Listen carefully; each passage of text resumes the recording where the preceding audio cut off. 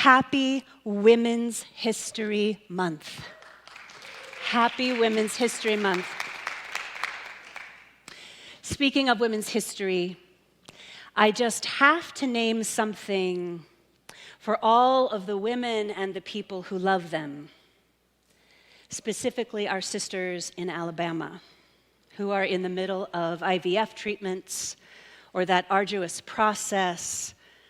Our hearts go out to every single one of you and your families. Nothing about the recent ruling to block IVF as a way to create a family, nothing about taking that right away is remotely acceptable.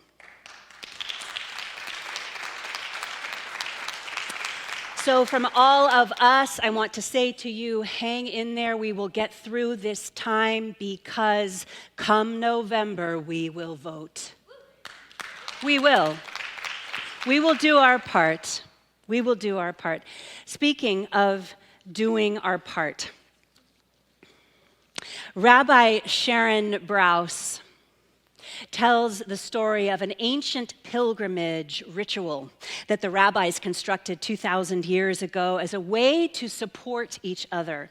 Many ancient traditions had and have pilgrimages. This is a deeply resonant ritual for us humans to experience, the journey of going somewhere to feel closer to the divine, to get away from the distraction.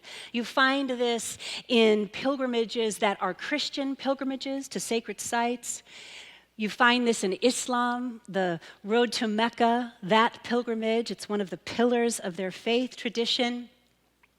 And even here, I see similarity in engaging in a sacred travel, visiting a holy or sacred place, or even attending a spiritual retreat. That's a huge part of my own spiritual practice.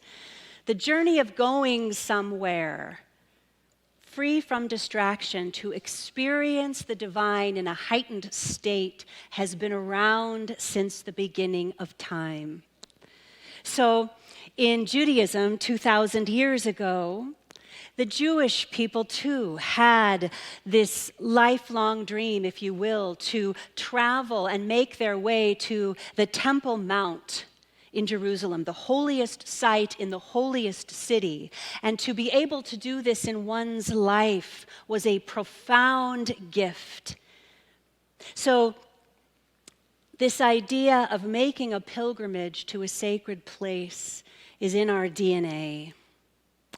Rabbi Sharon explains that this ancient text in Judaism speaks of this pilgrimage ritual when thousands of people would ascend the Temple Mount in Jerusalem, which was the focal point of Jewish life at that time, the focal point of religious and political life in the ancient world. And the way that this ritual worked was that people would enter this massive courtyard and they would turn right.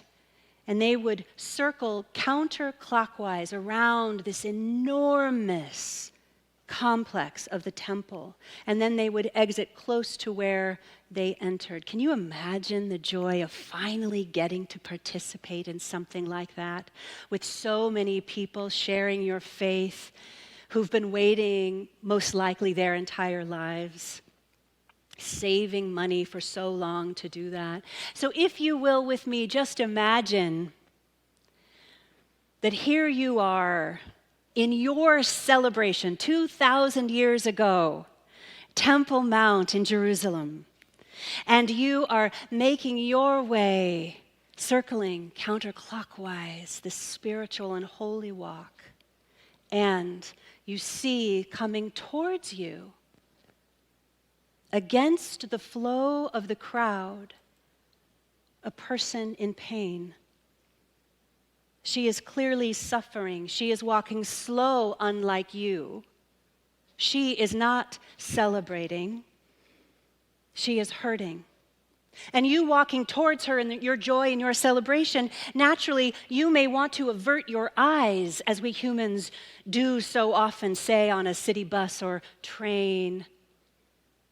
But in this ritual 2,000 years ago, you are not allowed to avert your eyes. You are not allowed to look away. You are not allowed to run in a different direction or different area. In this ancient tradition, there was this beautiful mandate that when a person was suffering, the text tells us, the grieving, the lonely, the sick, someone to whom something awful happened, that person would enter through the same entrance as everyone else, but they would circle in the opposite direction. Just as we do when we are hurting, every step feels like we are going against the current. And in this beautiful tradition 2,000 years ago, every person who was celebrating their pilgrimage, who passed or encountered the brokenhearted, would stop and look them in the eyes and say to them, "Why does your heart ache? What happened to you?" And the grieving person would respond, "My parent died. My spouse left me. My child is sick. I found a lump. I feel so lost." Those who walked from the right to the left, understanding their moral obligation, would look into the eyes of the ill, the bereft, and the bereaved, and say in response to them, "May God comfort you." And they would say one by one, "You are not alone. May you be wrapped in the love of this community."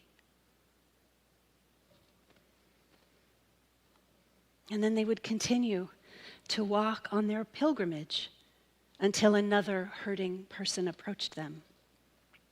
Understanding that today they may walk from the right to the left, but eventually at some point they too would be walking from the left to the right in this world of effect, in this life that we are all living. And they would rest in the knowing that the healing power of community would show up for them too. This is the power of community. We are willing to stop our own celebration, our own joy, to not look away, to not turn away, to not run away from someone else's pain. In spiritual community, we agree to honor your pain, and we will hold you in love. Because in this spiritual community, we share each other's joy and we shoulder each other's pain. My talk today is called "The Holy Work of Not Running Away." We are beginning today a 3-part series I'm so excited about. It is this little magnificent book. It's called The Amen Effect: Ancient Wisdom to Mend Our Broken Hearts and World. It's by Rabbi Sharon Brous, and you know, once in a while, a book is born into the world that is such a gift, and this is one of those. This is one of those books. So much so that I actually let Shelley know that I am going to add it to the Practitioner 2 educational curriculum. It's that good and it's that important. And so for you in the room here today, we have copies downstairs in our bookstore. It's the same price as on Amazon. For those of you online, give yourself this gift. Just give yourself this incredible gift. I identify personally with the author, Rabbi Sharon Brous, which I don't see very often. She and I actually have a very similar background in that, in addition to being clergy, we both have additional have done work in conflict resolution and peace building, social justice, and human rights. And you will discover in this book, which is told through the gloriously progressive Jewish lens, that it aligns beautifully with our New Thought teaching. So enjoy that, my friends. So in the world of love languages, you all remember love languages? There's some theories that there's 5, some that there are 7.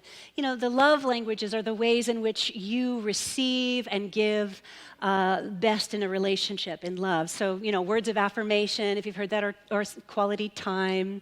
There's also love language that is acts of kindness or gifts, which can often get a bad rap, even be playfully mocked at times. But that is only because it's a misunderstanding of what that is.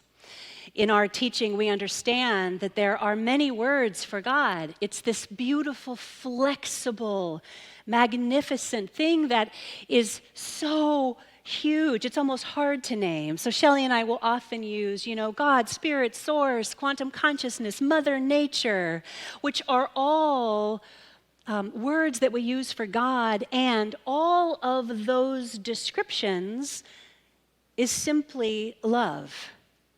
It's love. Namely, it's unconditional love. Unconditional love. Because it's not like a love like a romantic love, or I love coffee and I do. But my personal word for God is love, and every time I say it, I hear or feel the word unconditional before it, because that elevates it.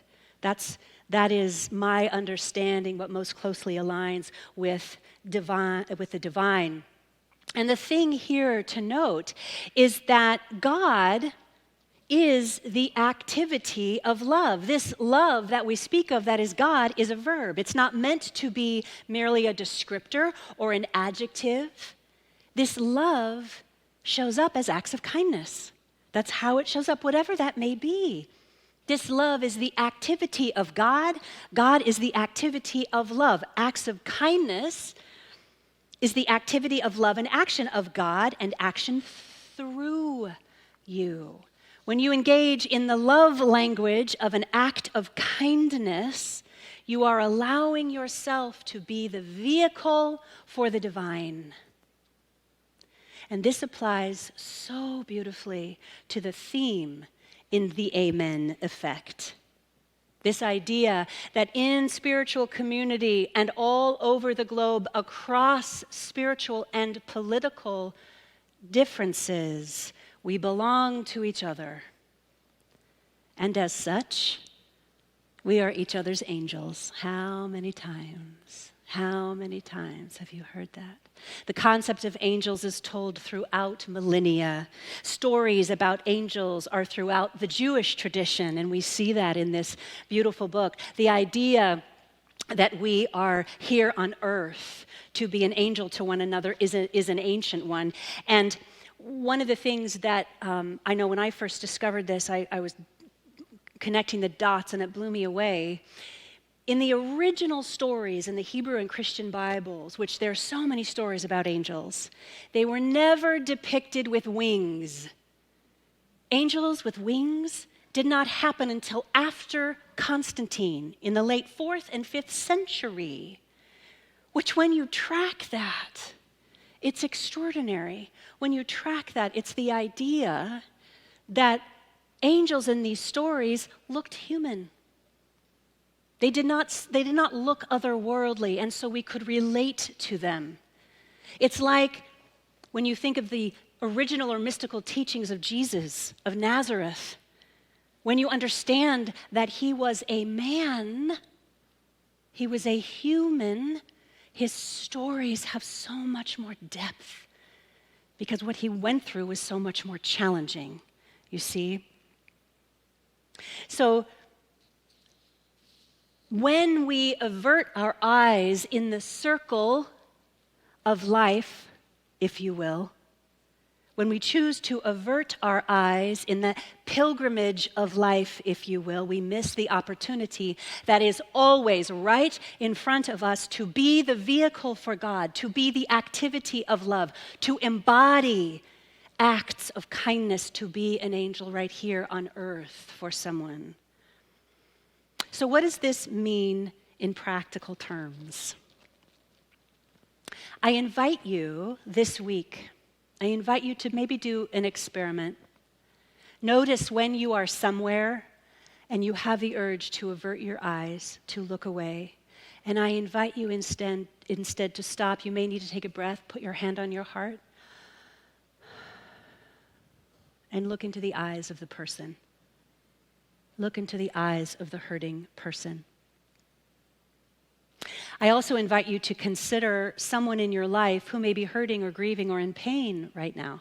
What can you do? Well, let me start with what not to do. And I say this with all the love in my heart. Please do not say to them, "Let me know if you need anything." They will not respond. That is a, just get out of jail free card. You don't have to lift a finger if you say that to someone. Rather, I invite you to ask, how can I support you during this time? How can I support you? And then follow it up with a few suggestions.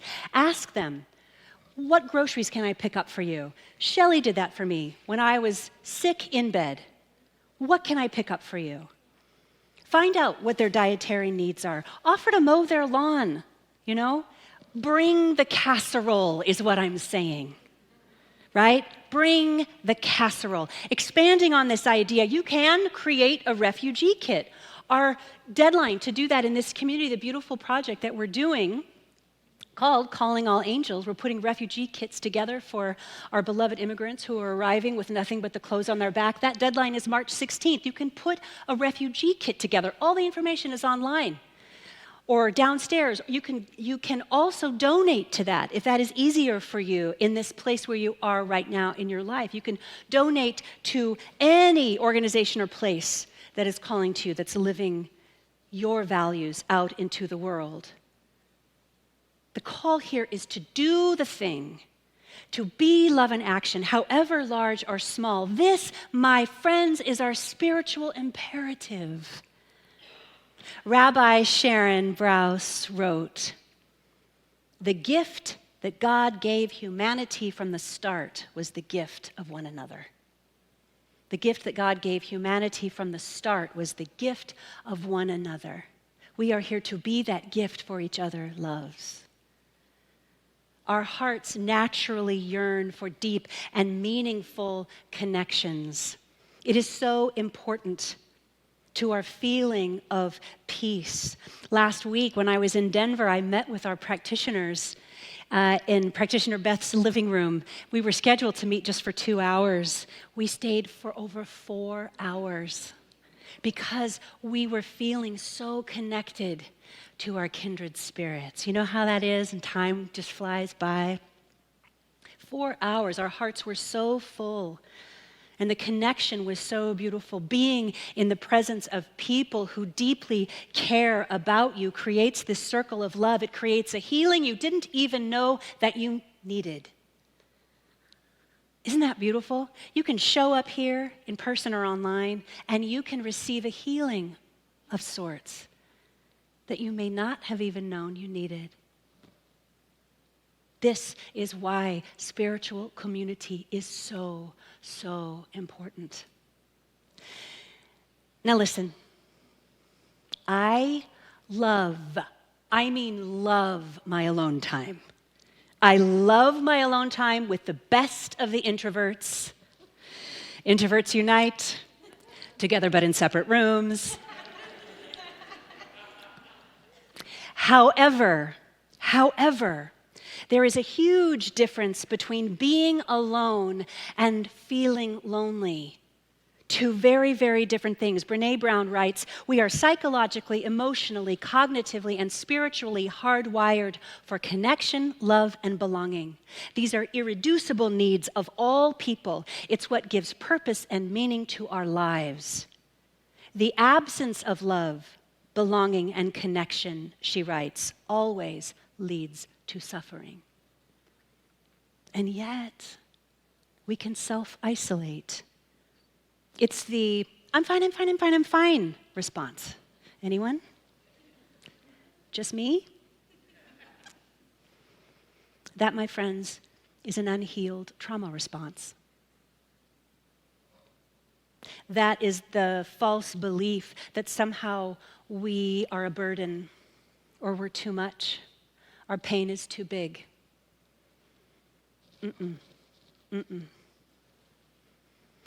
We get to deeply connect in spiritual community. We get to bring the casserole. Rabbi Sharon talks about the importance of meeting your neighbors. Ha! 2024. What? I don't know about you, but when I was a kid, riding, would leave on Saturday morning on my bike with my best friend Lonnie. We'd ride up. We knew everybody. And we knew everybody on the block, all the way to where we weren't allowed to cross the busy street. We knew everybody. That has shifted so much. We have an opportunity in spiritual community to bring that back, to make it a conscious decision. Not only the people on our block, our neighbors, or in our building, but right here in our spiritual community. Whether you are here in person or online, we have worked so mindfully to create an online community so that those who can't be here physically are just as supported, so that those who can't be here physically are met by our love and our support. So, for those of you who watch online, if you don't know, in real time, maybe you watch this later in the week, in real time at 11 a.m. Pacific, West Coast time, if you join from your home, if you just click your subscribe button. You're not subscribing to an email. Nobody's going to contact you. It's not that. If you just hit subscribe, then you can comment in the chat box. Then, when you come into service online, you are greeted in the same way that all of you here are so beautifully greeted by our greeters every Sunday. You have the opportunity to engage in conversation that's happening in real time right now during service as a way of being in community from your living room. Everyone is different. There are those of us who are here, and we need to be here. And there are times when we need to be home, like me in February, right? But what a blessing that we have this technology. We have so many people who tune in from all over the world. One of the sweetest moments that we had with the practitioners at Beth's house is we were talking together about how we can better support our community here in person and online. What can we do? And we spoke with so much love and gratitude and joy. Tim from Arizona, Peggy from California, Debbie from Germany, Michael from Florida, Tricia from Nebraska, Kelly and Erica from Colorado, Carol from Mexico, or wherever else you might be this Sunday, you nomad, we love you so much. We know these folks because they engage online. It's a way of being in community in 2024. My mom in California, hi Mom, has learned how to watch us on her TV and at the same time open up her phone and be able to comment and say hello. So there are so many ways to be in community, and this is crucial for us. Here in person, Irene Unger, where are you, darling? She always reminds me because I forget sometimes to invite you all to go downstairs if you're here in person and enjoy coffee and our gift shop and our wonderful, beautiful snacks that you bring. Pam, you bake the most amazing things, right? This is community. The data is clear.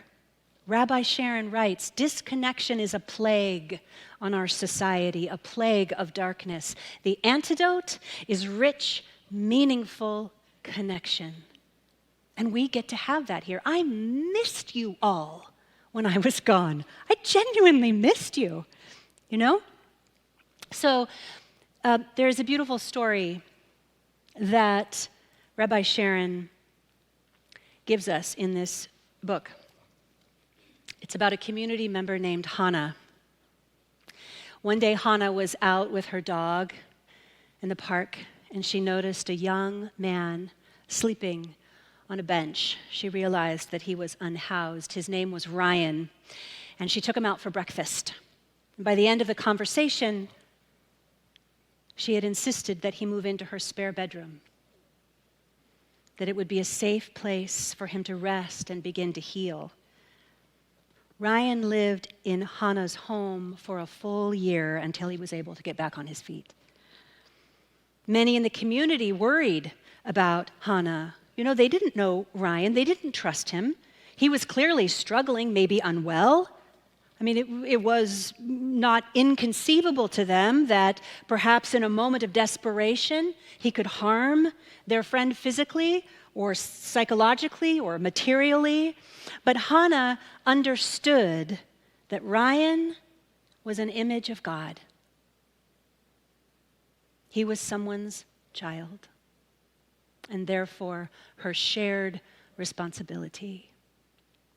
Rabbi Sharon realized from this beloved congregant of hers that she had some painful questions for herself to face.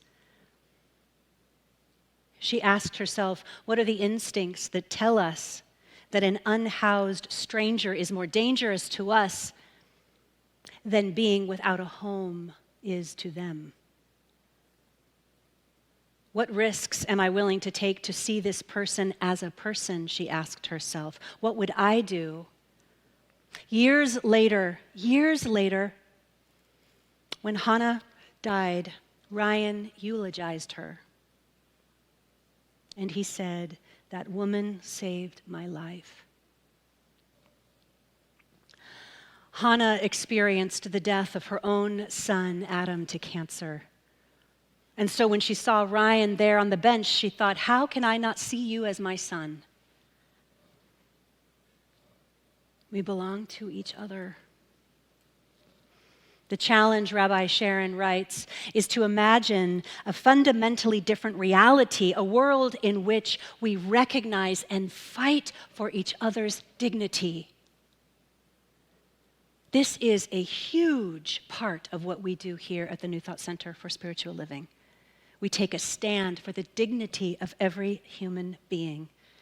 This beautiful book asks the question, what would it mean to build a society in which every person is treated as an image of the divine? Not some people, but all people. We all desperately want all of the hostages that were taken in Israel on October 7th to be released.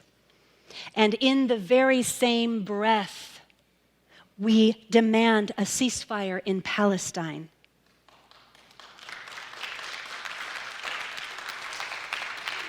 Because every person on both sides is divine. We want to do everything possible to make certain that Ukraine has what it needs to ensure its freedom from Russia's tyrannical dictator, and at the very same time be moved to tears this week by the incredible bravery of the thousands of Russians who showed up for the funeral of their hero, Alexei Navalny, Putin's political rival, the man that Putin killed. Every person on both sides is divine. Here, in our own country, we can and will do everything possible to take a stand and preserve our democracy, while also seeing the divine in the people who are working to dismantle it. Every person on both sides is divine. Now, but what if they're hurting someone? It's the ancient, old wisdom, forgive them, they know not what they do. And then we roll up our sleeves and we do what we know to do, which is to protect them in every way we possibly can. Rumi wrote, every moment the voice of love is coming from left and right. Every moment, the voice of love is coming from left and right. See what I did there?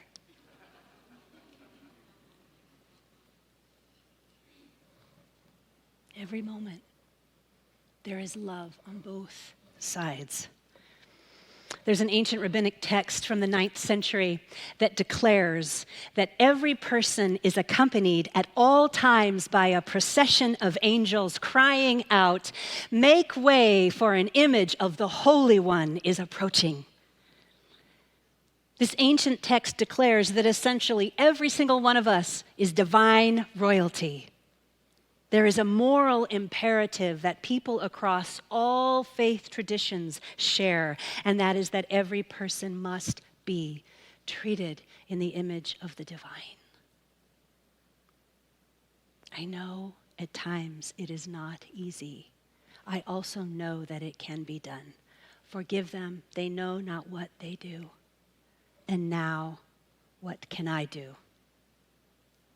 So this week, I invite you to look at the people in your life, look at the people who are hurting, and do something. Pick up the phone, mow the lawn, bring them groceries, bring the casserole, be the activity of love in their life. Your presence and your participation in their healing journey means the world. I invite you to not look away, to not avert your eyes when you see someone in pain.